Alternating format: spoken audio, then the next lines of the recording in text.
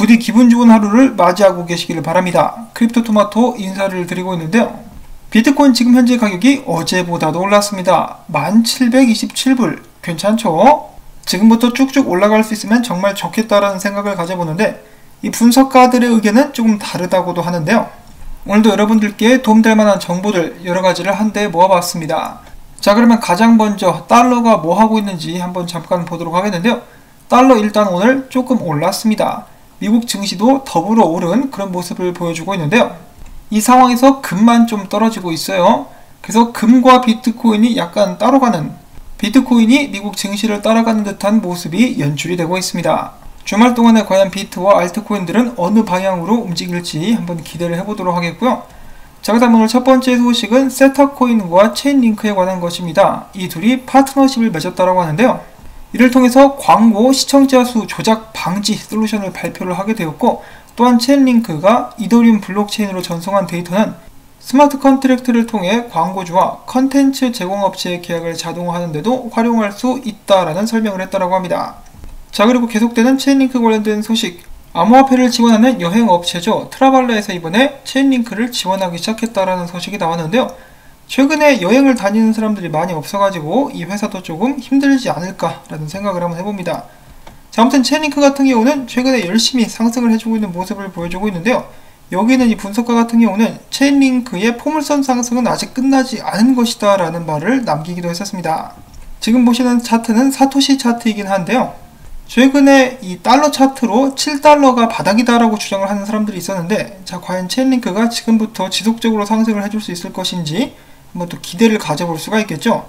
단기적인 목표는 12달러 정도를 보고 있는 사람들이 많이 있었는데, 과연 비트코인과 함께 어느 방향으로 움직이게 될지 체인링크 홀더분들께서는 관심을 가지고 지켜보시면 좋을 것 같습니다.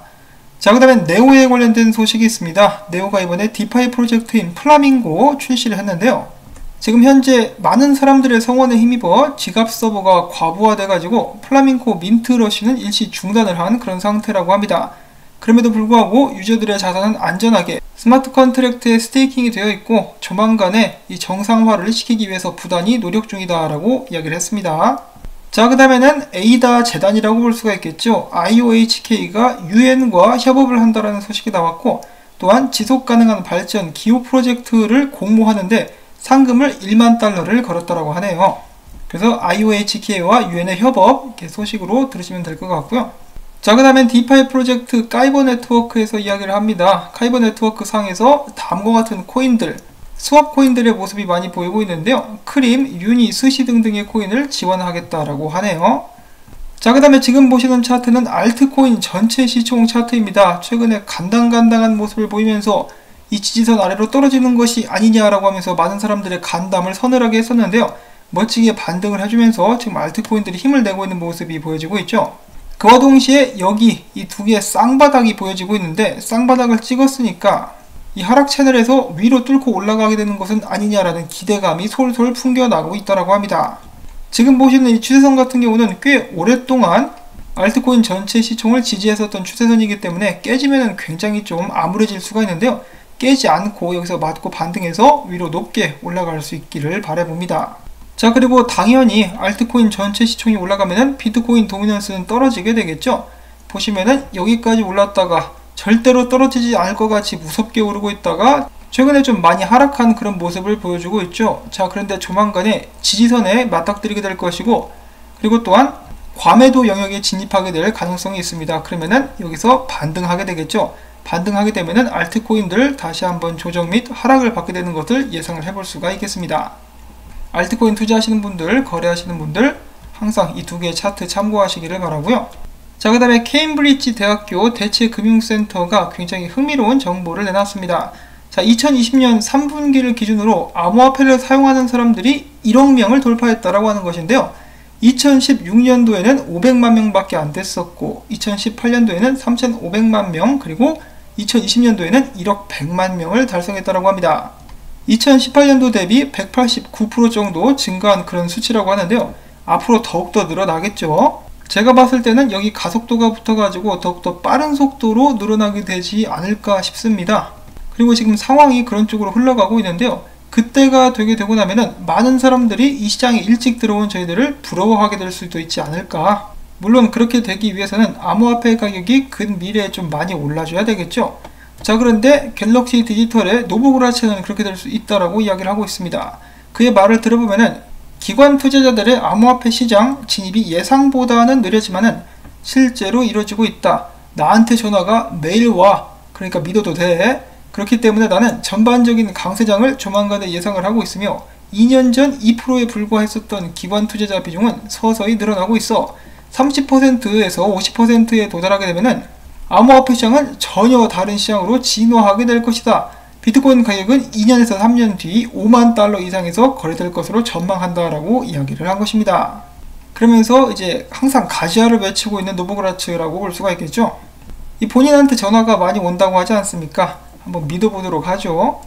자, 그 다음에 윌리 우 유명 온체인 분석가인데요. 이번에 두 번째로 다시 한번 이렇게 강조를 합니다. 비트코인은 조만간에 전통 마켓과 디커플링 될 것이다.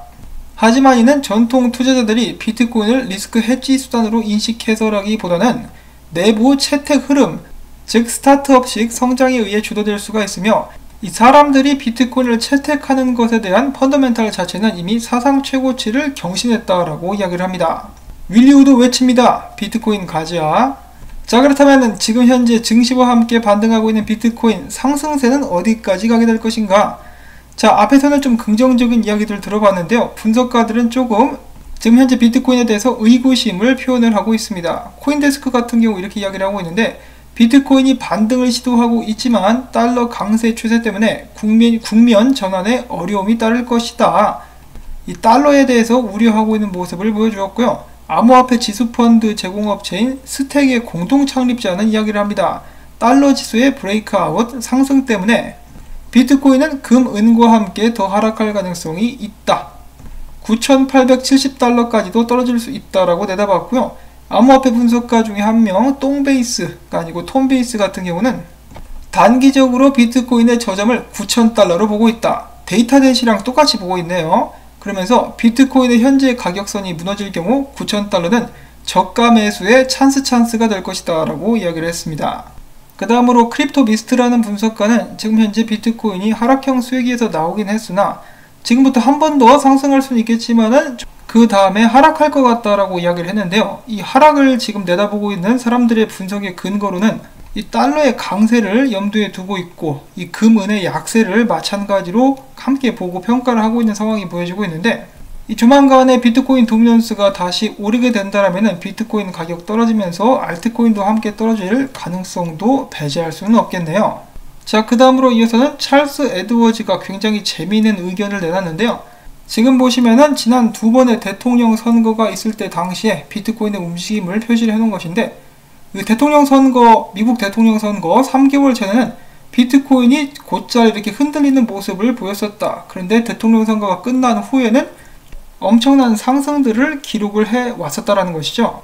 그러면서 올해도 대통령 선거가 끝난 후에 비트코인의 큰 상승을 기대를 하고 있다라는 것인데 뭐 당연히 여러분들도 아시다시피 비트코인 반감기랑 미국 대통령 선거랑 해가 겹칩니다. 그래서 이 반감기 및 미국 대통령 선거를 기반으로 해가지고 비트코인이 한번 또 크게 성장할 수 있을 것인지 기대를 가지고 이 상황을 한번 지켜보도록 하겠습니다. 자, 그 다음에는 2010년도부터 2020년도까지 11년 동안의 비트코인 저점을 기록해 놓은 표인데요. 2010년도만 해도 비트코인 가격이 100원도 안 됐었죠. 100원 좀 넘나? 그 정도 가격이었었는데 저점이 그랬었다라는 것이고 지금까지 2020년도에는 3,850불이라는 저점을 기록을 했었습니다. 특히 추세를 보시면은 이렇게 좀 비슷하게 저점을 이어져 오다가 한 번에 크게 널뛰기를 하는 모습들이 보여지고 있는데요.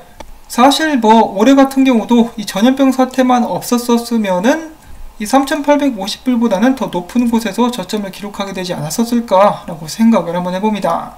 비트코인의 변동성은 크지만은 저점은 계속해서 올라가고 있다. 그리고 올해만 해도 엄청나게 수요가 늘어나는 것을 확인을 해볼 수가 있겠는데요. 앞서 봤었던 윌리 우의 분석대로 유저 채택 펀더멘탈은 이미 사상 최고치를 경신했다라고 하는 것이 실감이 나는 그런 부분이라고 볼 수가 있겠습니다.